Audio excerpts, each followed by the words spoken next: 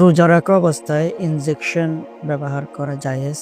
Insulin, যাদের diabetes আছে তারা ইনসুলিন ব্যবহার করতে পারবে এবং টিকা বা ভ্যাকসিন ব্যবহার করতে পারবে, রোজা ভাঙবে না। রোজা রেখে রক্ত দেওয়াও যায়, রক্ত নেওয়াও যায় এবং স্যালাইন ব্যবহার করা যায়। তবে রোজা দুর্বল করে ফেলবে এই নিয়তে যদি কেউ শক্তির স্যালাইন ব্যবহার করে, তার রোজা মাকরুহ হয়। তবে রোজা এই রাখা অবস্থায় স্যালাইন ব্যবহার করা যায়, কারণ এগুলোর সম্পর্ক হচ্ছে রোগের সাথে, এগুলোর সম্পর্ক পেটের সাথে নয়, তাই এগুলো ব্যবহার করা যায়। এই এন্ডোস্কোপি এবং ইনহেলার ব্যবহার করলে রোজা ভেঙে যাবে, কারণ ফতোয়ার কিতাবে আছে 4টা ছিদ্র দিয়ে কোনো কিছু প্রবেশ করালেই রোজা ভেঙে যাবে, সেটা ওষুধ হোক বা খাবার হোক বা যে কোনো জিনিস হোক। যেমন নাকের ছিদ্র দিয়ে, কান দিয়ে, মুখ দিয়ে এবং মলদার দিয়ে। তাই এই 4টা জায়গা দিয়ে কোনো কিছু প্রবেশ করাতে সাবধান, রোজা ভেঙে যাবে। চোখের ড্রপ ব্যবহার করলে রোজা ভাঙে না, শরীয়তে এই বিষয়ে ক্ষমা করে দিয়েছে। অনিচ্ছায় বমি হলে রোজা ভাঙে না। আমরা মনে করি রোজা ভেঙে যায় বমি হলে, না, রোজা ভাঙবে না যদি অনিচ্ছায় বমি হয়। রক্ত বের হয়ে যদি গড়ায় পড়ে ওযু ভাঙবে, তবে রোজা ভাঙবে না। আমরা অনেকে মনে করি রক্ত বের হয়ে গড়ায় পড়লে রোজা ভেঙে যায়, এটি ভুল ধারণা। বুলে আহার করলে, একেবারে পেট ভরেও যদি বুলে আহার করে বা পান করে, রোজা ভাঙে না। এবং ঘুমন্ত অবস্থায় স্বপ্নদোষ হয়ে গেলে রোজা ভাঙে না। তারপরে অনেকে রোজা রাখে না, বলে যে আমি গতকালকে তারাবি পড়তে পারি নাই, এর জন্য রোজা রাখি নাই। না, তারাবি পড়া সুন্নাত, রোজা রাখা ফরজ। তারাবি পড়তে না পারলেও রোজা অবশ্যই রাখতে হবে, রোজা মাফ নাই। তারপর অনেকে বলে আমি সেহরি খেতে পারি নাই, তাই রোজা রাখি নাই। সেহরি খাওয়া সুন্নাত, রোজা রাখা ফরজ। সেহরি খেতে না পারলেও রোজা রাখতেই হবে, রোজা রাখাটা ফরজ।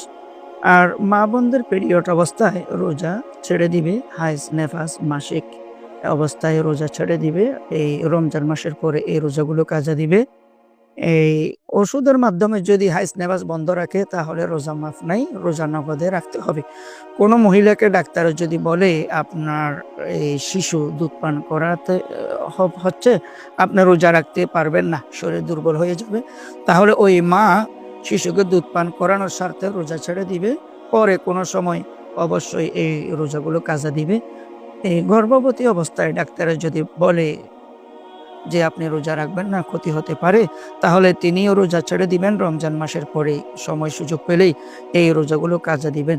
যে মহিলার স্বামী এই জালেম, বদমেজাজি, তরকারিতে লবণ 19-20 হলেই মারধর করে, বকা করে, ওই মহিলার জন্য তরকারির লবণ দেখা জায়েজ। তবে এই তরকারির লবণ দেখে গিলে ফেলবেন, এটা ফেলে দিবে, ওই মহিলার জন্য জায়েজ, রোজা ভাঙবে না। তো অসুস্থ ব্যক্তি এবং মুসাফির ব্যক্তিরা অবস্থা বুঝে রোজা ছেড়ে দিবে। তবে রমজান মাসের পরে সুস্থ হয়ে গেলে, মুসাফির মুকিম হয়ে গেলে অবশ্যই এই রোজাগুলো কাজা দিবে।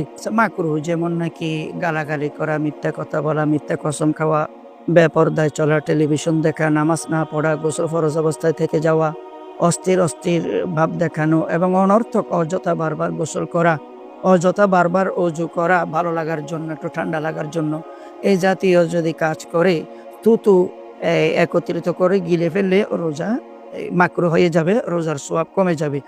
আর কিছু কাজ আছে রোজা রাখা অবস্থায় জায়েজ, মাকরুহ হবে না, রোজা ভাঙবেও না। যেমন নাকি আতর ব্যবহার করা, মিসওয়াক করা, শরীরে বা মাথায় তেল ব্যবহার করা, সুরমা ব্যবহার করা, নখ কাটা, চুল কাটা, পশম কাটা, এগুলো জায়েজ।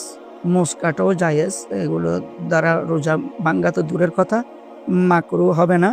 তো আমরা এগুলো করতে পারবো। তবে ব্রাশ করাটা মাকরুহ, কারণ ব্রাশের যে টুথপেস্ট আছে সেখানে একটা এই চকলেট বা একটা স্বাদ আছে, এই জন্য ব্রাশ করাটা মাকরুহ। আর এসব এই 2টা কারণে রোজা কাফারা হয়। এই 2 কারণ ছাড়া বাকি যত কারণ আছে এগুলো যদি পাওয়া যায়, রোজা ভেঙে যায়, কাজা হবে। তো এই 2 কারণে রোজা কাফারা হয়, এই 2 কারণ থেকে সাবধান। একটা কারণ হচ্ছে ইচ্ছাকৃত আহার বা পানাহার করা, আর একটা হচ্ছে সহবাস করা। স্বপ্নদোষে তো রোজা ভাঙে না। তো এই 2 কারণ থেকে সাবধান, রোজার কাফারা হয়ে যাবে কোনো একটা কারণ পাওয়া গেলে। এখানে আরেকটা মাসালা অ্যাড করে শেষ করে দিই, সেটা হচ্ছে স্বামী বা স্ত্রী উভয়ের উপর কিন্তু রোজা কাফারা হয় না। এই রোজা রাখা অবস্থায় সহবাসটা যার কাছ থেকে আগে পাওয়া গেছে তার উপর রোজা কাফারা, আর যার থেকে আগে কাজটা পাওয়া যায়নি তার উপর রোজা কাজা। আর রোজা কাফারা বলতে আমরা তো জানি যে রমজান মাসের পরে লাগাতার 60টা রোজা আর একটা অ্যাড করে 61টা রোজা রাখতে হবে, অথবা 60 জন মিসকিনকে 2 বেলা ভাত খাওয়াতে হবে, অথবা 60 জন মিসকিনকে এই 70 টাকার মতো কাপড় দিয়ে দিতে হবে। তাই এই 2 কারণে রোজা যে কাফারা হয়, আহার, ইচ্ছাকৃত আহার পানাহার এবং সহবাস, এই 2 কারণ ছাড়া বাকি যত কারণ আছে এগুলোর দ্বারা রোজা কাজা হবে। রোজা রাখা অবস্থায় গলগলা করে কুলি করতে সাবধান। কেউ যদি ওজোর সময় গলগলা করে কুলি করে বুলে পানি চলে যায় গলার নিচে, তাহলে কিন্তু রোজা ভেঙে যাবে।